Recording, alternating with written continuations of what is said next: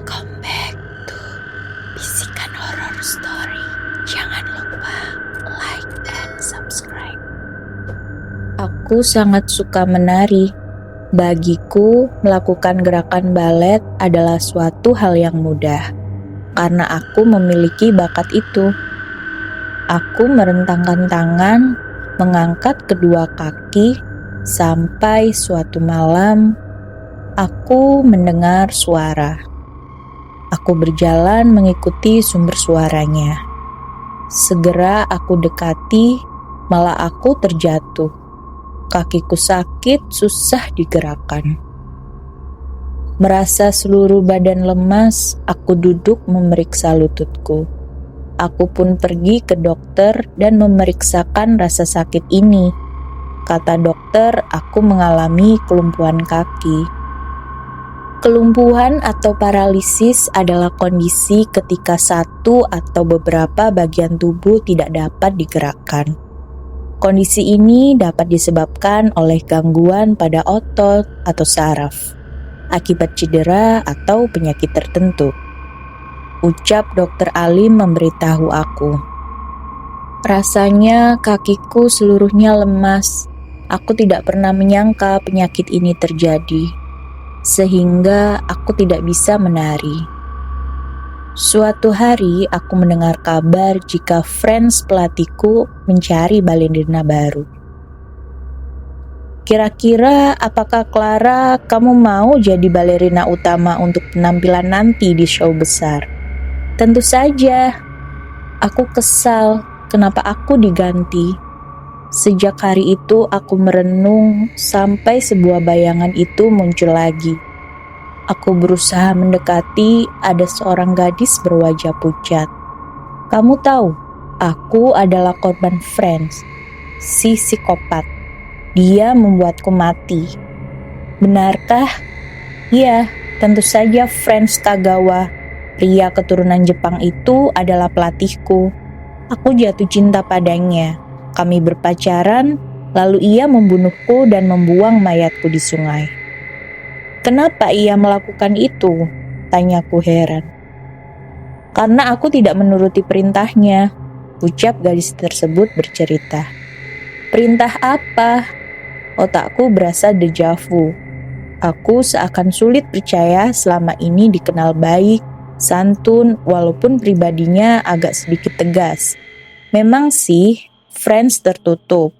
Tapi aku yakin dia menyimpan banyak kebaikan dari cara dia memotivasi, supaya kita bisa tampil dengan sempurna. Kau akan tahu nanti. Seketika gadis itu menghilang. Aku bertanya kenapa hantu itu bisa ada di sini. Sungai yang mana? Aku teringat.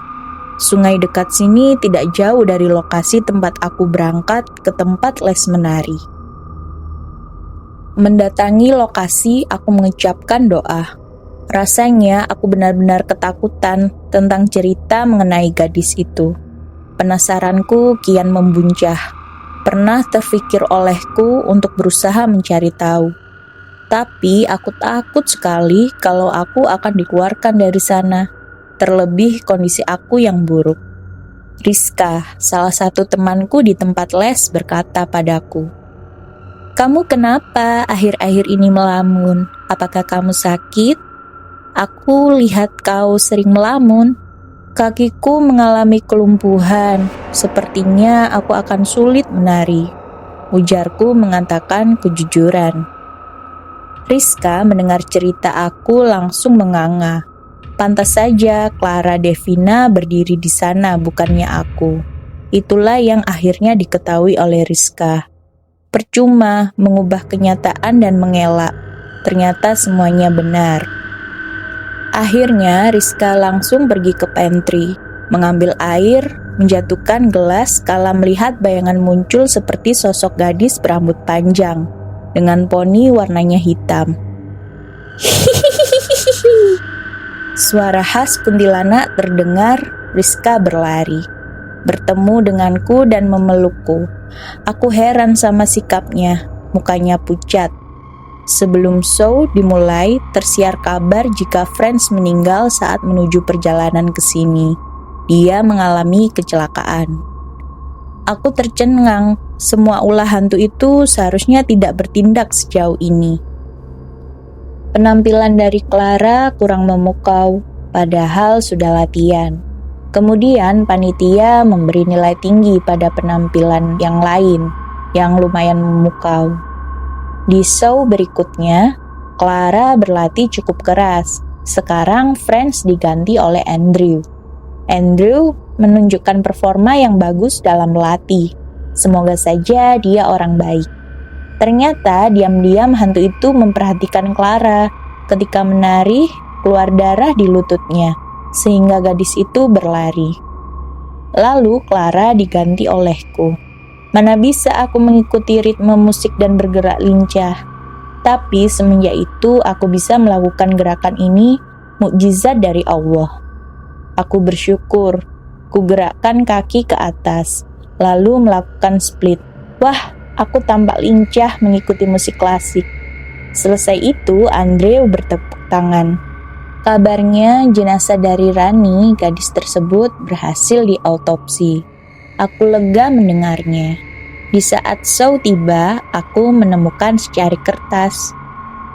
Akan ada bahaya untukmu. Tulisan itu ada bercak darah. Aku takut.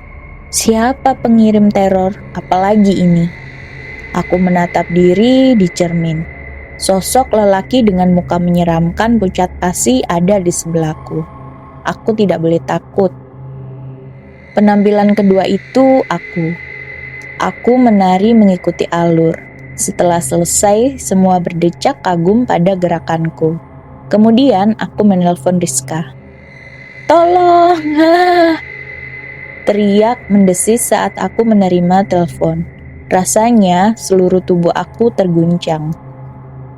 Aku menarik nafas sampai sebuah darah tertulis di cermin. You will die to waiting for the dead to play.